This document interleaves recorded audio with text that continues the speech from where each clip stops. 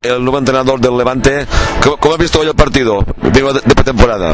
Pues bueno, pues como cualquier partido de pretemporada, mucho cansancio, mucha sobrecarga, así que, pero bueno, bien en actitud y como siempre, con mucha ganas, porque el equipo la verdad que se ha desfondado y cuando un equipo lo ha dado todo, pues tampoco hay nada que recriminarle. Y hoy encima la calor que hace y que está haciendo es muy protagonista, y eso que me estoy redundando con todos. Pues sí, es verdad, para los dos equipos, o sea, al final la calor es para los dos equipos, o sea, el hecho de que nosotros hayamos perdido 2-1 no es culpa de la calor, pero sí es verdad que la calor pues sí es la causa también de esa fatiga por parte de los dos equipos.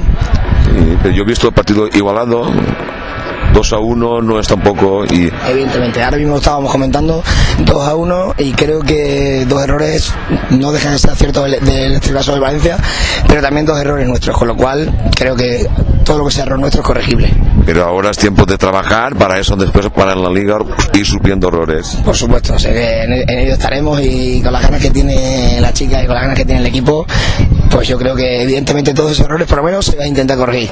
Entonces, ¿contento con tu nuevo club? Pues mira, contentísimo. Yo vengo de un club creo serio como el Atlético de Madrid, pero me he encontrado con un club serio y sobre todo que tiene las puertas abiertas creo que a toda la gente y un trato muy cercano, con lo cual contentísimo. Bueno, pero Antonio, buena suerte. Bueno, pues muchas gracias.